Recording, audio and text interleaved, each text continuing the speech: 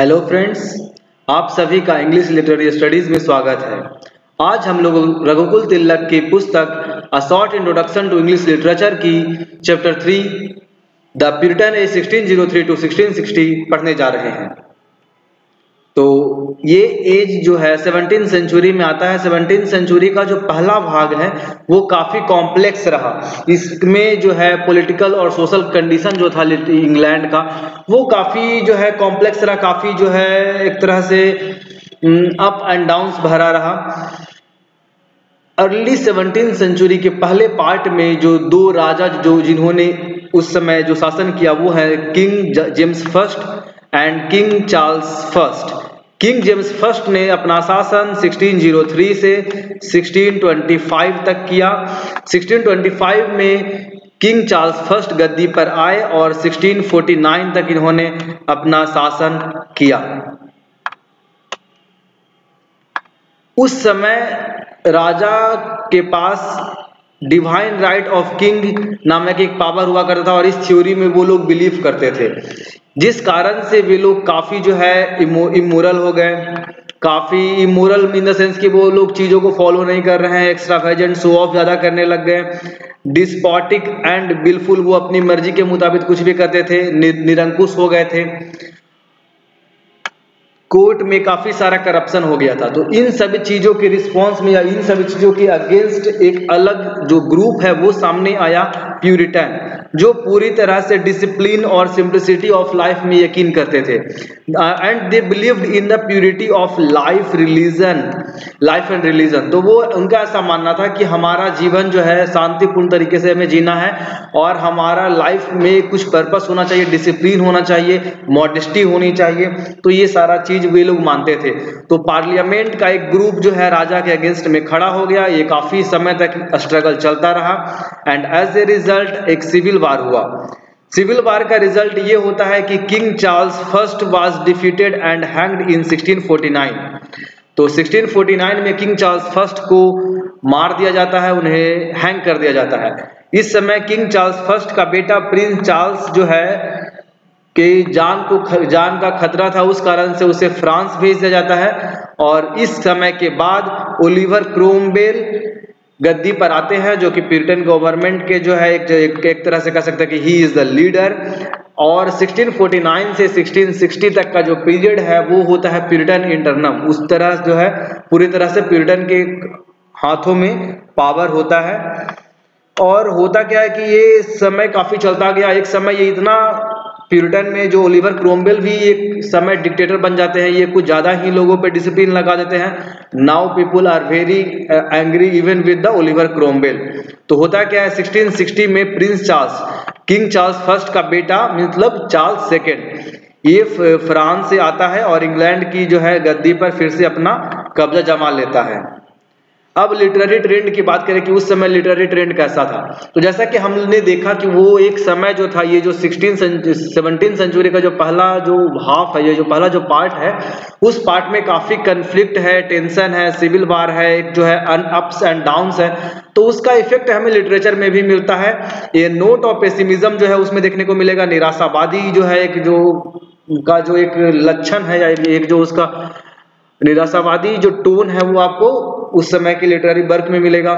Rise of satire started, तो लोग कटाक्ष करने लगे हैं। ड्रामा काफी डिजेनरेट एंड इमोरल हो गया, ड्रामा का स्तर नीचे जा चुका है, अनैतिक चीजों के पे जो है लोग लिखने लगे हैं। Immorality in life, partnership, marriage life, तो ये सारी चीजों का जो है जिक्र होने लगा है।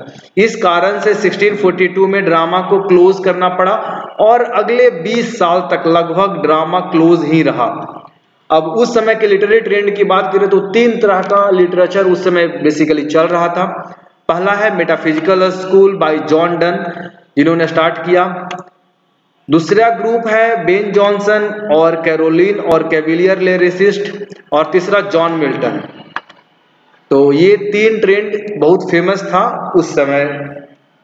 अब बात करते हैं जॉन डन और उनकी मेटाफिजिकल स्कूल ऑफ पोएट्री के बारे में। तो जैसा कि हम जानते हैं कि जॉन डन से पहले स्पेंसेरियन, आर्केडियन एंड पेट्रियार्कल ये ट्रेंड एलिजाबेथन समय में चल रहे थे। ये कॉन्वेंशनल थे मतलब परंपरावादी, आर्टिफिशियल मतलब जो कि काफी हद तक जो है इसमें एक ओरिजिनलिटी नहीं था। तो इसके रिएक्शन में, इसके जवाब में जो अगला जो ये ट्रेंड आता है वो ओरिजिनल है, रिमार्केबल है, इफेक्टिव है, जहां पे पूरे पैशन को कंसंट्रेट किया जाता है। Intellectual agility and dramatic power, मतलब चीजों में ऐसा दिखाया जाता है, मतलब dramatic power, something is happening, तो ये सेंस दिखने को मिलता है। इंटेलेक्ट का एक प्रॉपर यूज किया जाता है, सेल्फ इंट्रोस्पेक्शन है, सेल्फ एनालिसिस है, तो ये सारी चीजें हैं। इमेजिनेशन का यहाँ पर कोई यूज नहीं होता है। और यहाँ पर इनके पोएट्रीज में देखा जाए, जैसे कि इनके जो अर्ली सटायर्स है, हिज सॉन्ग्स एंड सोनेट्स है, ये सब जॉन डन की पोएट्रीज है। जॉन डन के अर्ली सटायर, उनका सॉन्ग, सोनेट, इनका होली सोनेट, इसमें आपको जो है तीन चीज देखने को मिलेगा। इनका इंटेलेक्ट है, स्पिरिचुअल है और लव एक्सपीरियंस, ये तीनों को ये अमेलगमेट करके एक प्रॉपर तरह से एक मिक्सचर है, इसमें आपको देखने को मिलेगा। जब हम मेटाफिजिकल स्कूल की बात करते हैं तो इसमें और भी कई लोग हैं जो इस मेटाफिजिकल स्कूल के दायरे में आते हैं। वो लोग हैं Richard Crashaw, George Herbert, Henry Vaughan, Abraham Cowley, एक एंड्रयू मार्वेल भी हैं जिन्होंने एक बुक लिखी थी, जिन्होंने एक पोयम लिखी थी टू हिज कोय मिस्ट्रेस, जिसमें वो अपनी महबूबा और अपनी बिलवेड को बोलते हैं कि अगर मेरे पास वक्त होता, अगर मेरे पास बहुत वक्त होता तो मैं लाखों साल करोड़ों साल तुम्हारी जो है खूबसूरती को बयां करने में लगाता। इसमें जो कॉन्सेप्ट का यूज किया गया है वो है कार्प डीम। कार्प डीम का मतलब होता है सीज द डे, मतलब जिंदगी आज में जीने वाली बात ये करते हैं। अब बात करते हैं मेटाफिजिकल स्कूल की, तो मेटा का मतलब होता है बियॉन्ड, मतलब किसी चीज के परे, किसी चीज के आगे।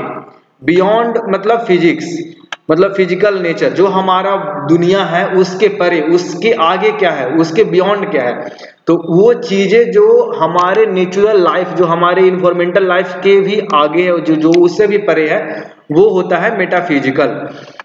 तो ड्राइडन जो है सबसे पहले इस वर्ड का प्रयोग किए और उन्होंने कहा था कि, मतलब ड्राइडन ने कहा John Donne affected the metaphysics. और बात करते हैं डॉक्टर जॉनसन की, तो he was the first to coin the term, और इन्होंने इसके अस्तित्व को एक जगह दी। उसके बाद टीएस एलियट की बात आती है, जिन्होंने इस मेटाफिजिकल स्कूल ऑफ पोइट्री पे एक आर्टिकल लिखा था जो कि काफी फेमस हुआ। अब बात करते हैं मेटाफिजिकल स्कूल ऑफ पोइट्री में जो पोएम्स लिखे गए उनकी क्या कैरेक्टरिस्टिक्स हैं। तो सबसे पहले इसे मेटाफिजिकल इमेजरी एंड कंसीट का प्रयोग किया गया। कंसीट क्या होता है? कंसीट एक बहुत बड़ा क्वेश्चन है। तो कंसीट उस तरह के मेटाफर्स को बोलते हैं जो कि अनफेमिलियर है, जो कि पूरी तरह से कोई रिलेशन नहीं है, बट इवन देन हम लोग उसमें कुछ रिलेशन निकालने की कोशिश करते हैं। जैसे कि एक फेमस एग्जांपल है, एक जो है the two needles of a compass has been compared to the two lovers. जिस तरह एक कंपास के दो नीडल होते हैं उसी तरह से लवर्स होते हैं, वे जुड़े तो होते हैं साथ में, उनका दिल जुड़ा होता है, but the society is such and such that कि वे आपस में कभी मिल नहीं सकते हैं। मेटाफिजिकल स्कूल में फिगर ऑफ स्पीच का बहुत ज्यादा प्रयोग किया जाता है। सिमली और मेटाफर जो है वो फार फेच्ड है, काफी दूर दूर से जो है अनफेमिलियर, जैसे मैंने बात कहा उन तरह अनफेमिलियर सोर्सेज से उठा करके सिमली और मेटाफर का प्रयोग किया जाता है। सिमली का बहुत ज्यादा इस्तेमाल किया गया है। देयर इमेजेज आर लॉजिकल और इंटेलेक्चुअल ज्यादा है, सिवाय कि इमोशनल नहीं यहाँ पे मिलेगा आपको, ये सारा चीज आपको लॉजिकल और इंटेलेक्चुअल मिलेगा। ये पोइट्री काफी डिफिकल्ट और ऑब्स्क्योर होता है समझने में। इसमें क्या होता है कि आपको कुछ शब्दों में बहुत ज्यादा मीनिंग डालने की कोशिश की जाती है, और यहाँ पर medieval theology, scholastic philosophy, Ptolemaic astronomy of middle ages, concept of contemporary science, तो ये डिफरेंट स्ट्रीम्स ऑफ नॉलेज से चीजों को उठा करके उनके थ्रू डिफरेंट कॉन्सेप्ट्स को समझाने की कोशिश की जाती है।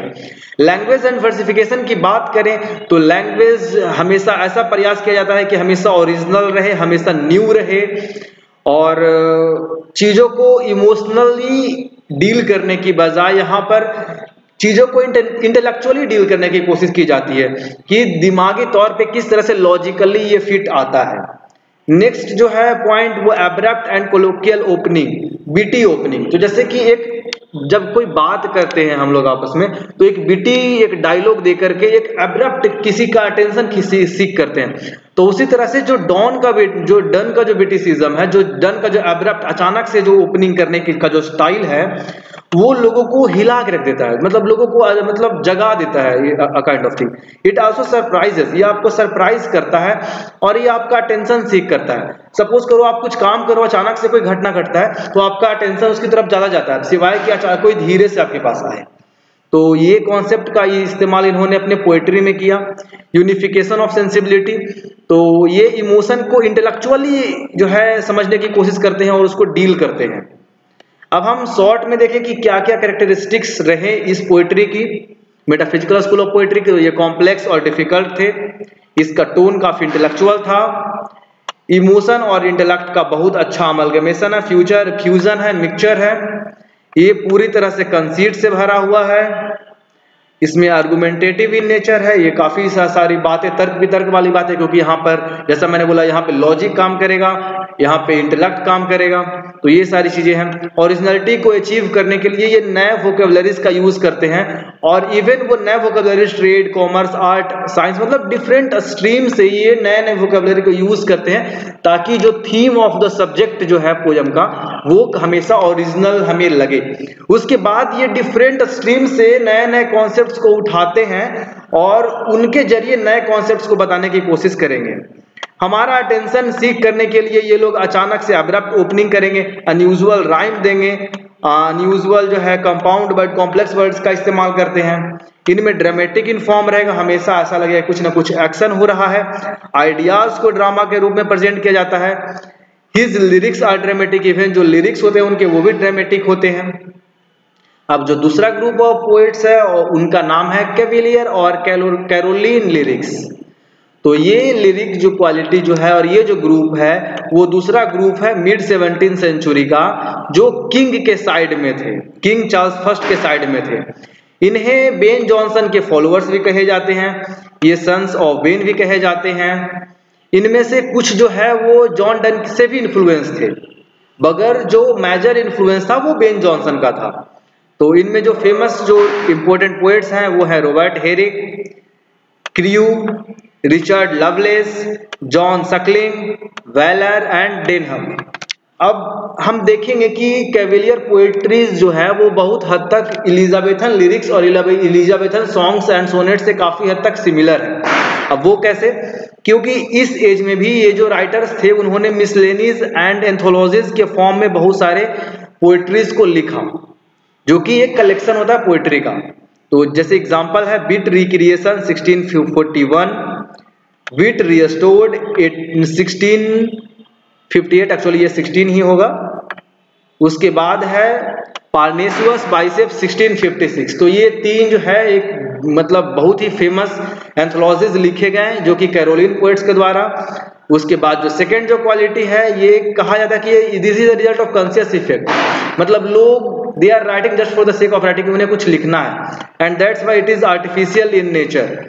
ये काफी जो है फिनिश और पॉलिश्ड लैंग्वेज का यूज करते हैं, काफी लैंग्वेज को बहुत ही मतलब ध्यान से यूज करते हैं, स्पॉन्टेनिटी पे फोकस करते हैं। तो ये सारी चीजें हम देखेंगे कि इसमें नया आता है, काफी फिनिशिंग और परफेक्शन पे ध्यान देते हैं। इनका काफी जो है इमोशन से भरा पड़ा इनका जो है राइटिंग है। तीसरा पॉइंट है कि ये उस समय के टेम्परामेंट और मूड को बहुत अच्छे तरीके से रिप्रेजेंट करते हैं। कोर्सनेस, लाइसेंसियसनेस, इंडिसेंसी और जो इमोरलिटी जो उस समय के समाज और कोर्ट में था, उसको ये लोग बहुत अच्छे तरीके से दिखाते हैं।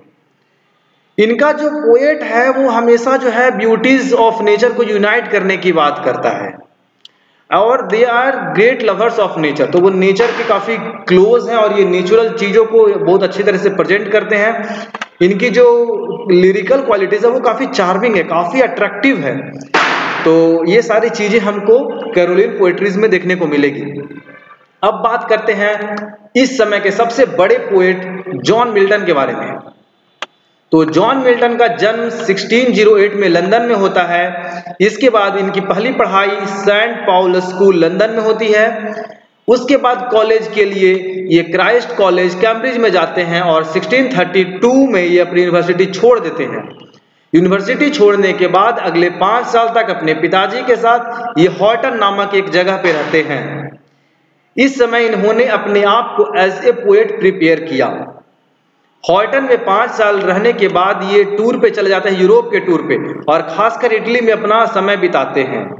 इटली में समय बिताने के बाद ये वापस इंग्लैंड आते हैं और अगले 20 साल तक उस समय के मौजूद रिलीजियस और पॉलिटिकल कंट्रोवर्सीज में अपने आप को डुबो देते हैं। इनके राइटिंग्स जो है वो उस समय ज्यादातर प्रोज में लिखा गया, और हम देखते हैं कि उन्होंने उस समय के पॉलिटिकल और सोशल कंडीशन को ये बहुत डीपली अफेक्ट करते हैं।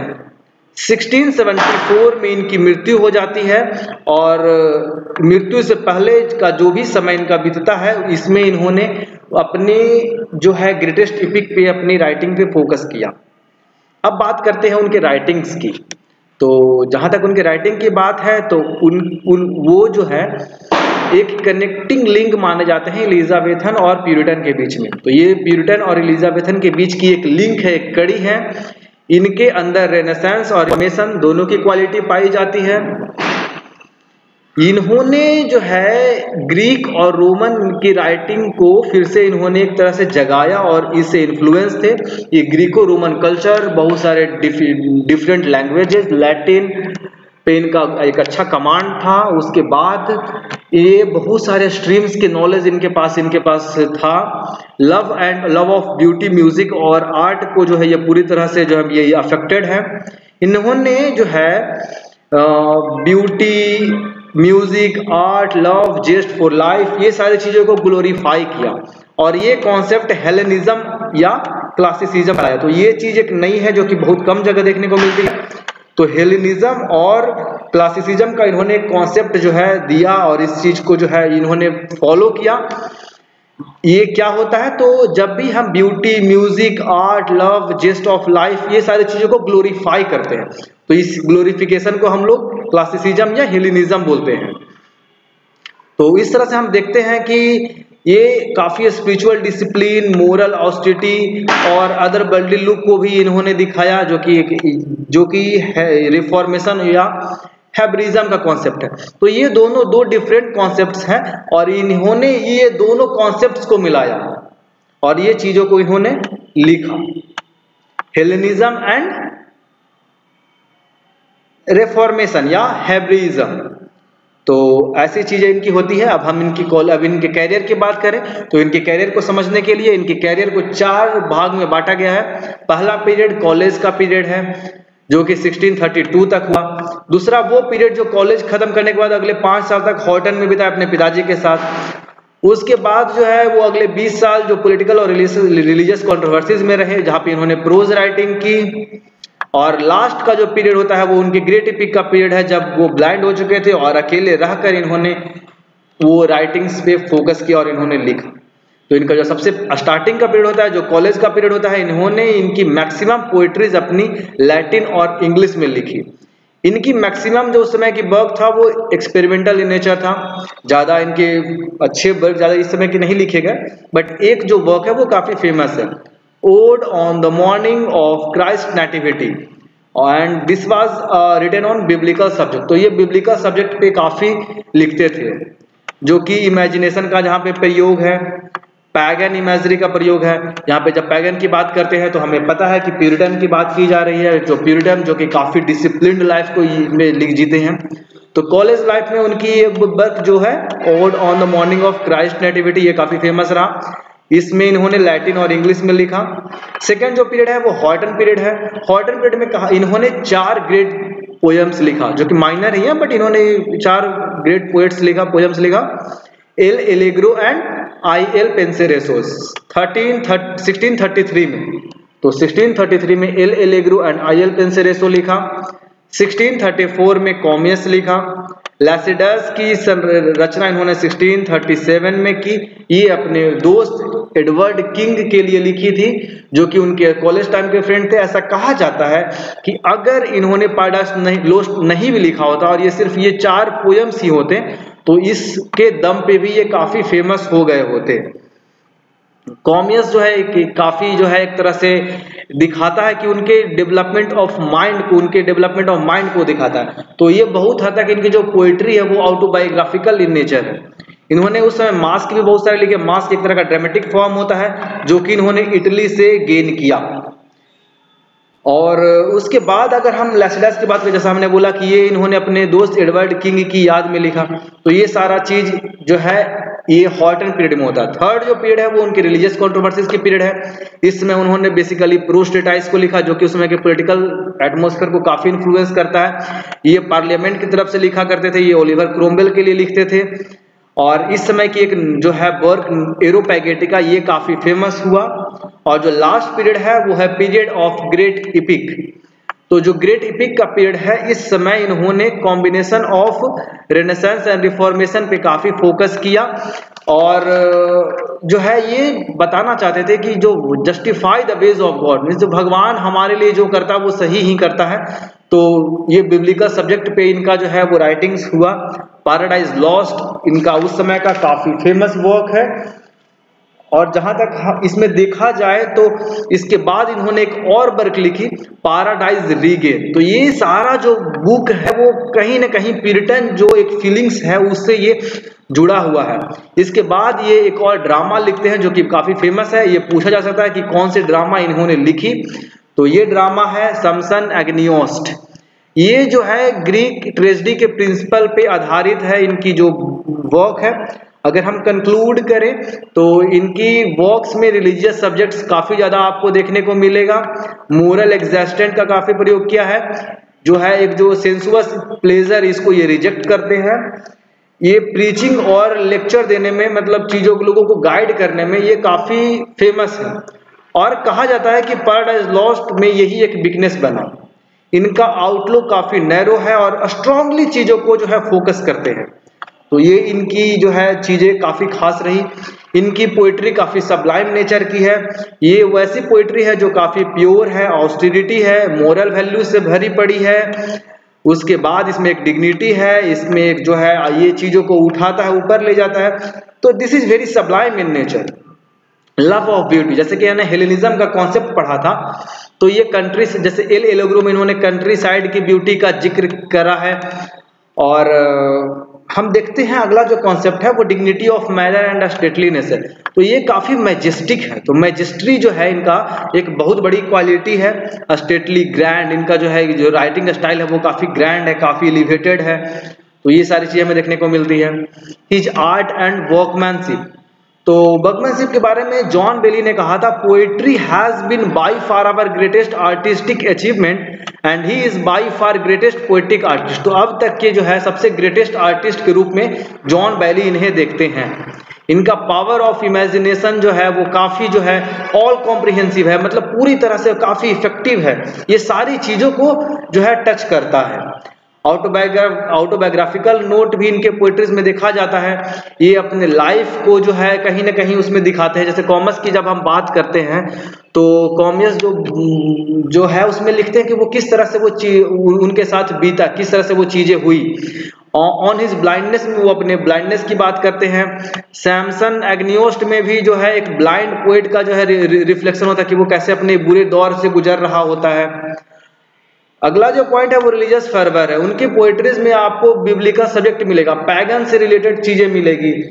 और बिब्लिकल सब्जेक्ट से कभी जो है डेविएट नहीं होते। स्टार्टिंग से लेकर लास्ट तक कहीं ना कहीं इनकी जो पोएट्रीज थी वो हमेशा जो है रिलीजन से रिलेटेड रही। इनका जो है सब्जेक्ट जो है रिलीजियस ही होता था जनरली।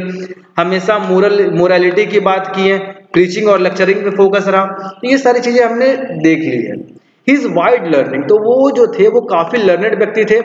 चाहे वो नॉलेज की बात हो, चाहे वो लैंग्वेज या नॉलेज, वो दोनों ही चीजों में ये काफी वेल लर्न थे। इनकी लर्निंग काफी वाइड और मैच्योर थी। Latin, Greek, even Italian, French, सारे लैंग्वेजेस पे इनका एक बहुत जबरदस्त कमांड था। होमरिक सिमिलिस का इनका यूज जो पैराडाइज लॉस्ट में हुआ, that was also very effective in nature.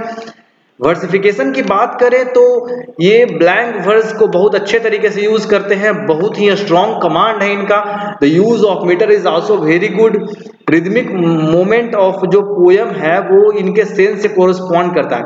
मतलब जो language and the sense correspond to each other, दोनों एक there is a good match, एक अच्छा मैच है इनके लैंग्वेज के यूज पे और जो सेंस निकल के आ रहा है उस पे। म्यूजिकल क्वालिटी इनके वर्क में काफी देखा जाता है। विलियम हैजलिट भी तभी इनके बारे में कहते हैं कि William Hazlitt blank verse is the only blank verse in language that deserves the name of a verse. तो विलियम शेक्सपियर के बाद जॉन मिल्टन ने ब्लैंक वर्स का बहुत ही एक अच्छे तरीके से इनका प्रयोग किया। इनका स्टाइल जो है वो काफी ग्रैंड माना जाता है। लैटिन का प्रयोग करना हो, डिफरेंट सब्जेक्ट्स मैटर को बहुत अच्छे तरीके से प्रेजेंट करना हो, या तो फिर जो है होमरिक वर्स का प्रयोग करना हो, और इस तरह से आप देख सकते हैं कि चीजों को ये बहुत ही अच्छे तरीके से प्रेजेंट करते हैं। It lifts the low and gives the common place dignity even the vulgar. तो मतलब बुरी से बुरी चीज, लो से लो चीज को ये इतने अच्छे तरीके से प्रेजेंट करते हैं कि that become very special in itself. So that was all for today. तो हम लोग इस चीजों के कंटिन्यू रहेंगे and I hope you are enjoying the lecture. So stay tuned, stay connected. So like, share and subscribe this channel. So thank you.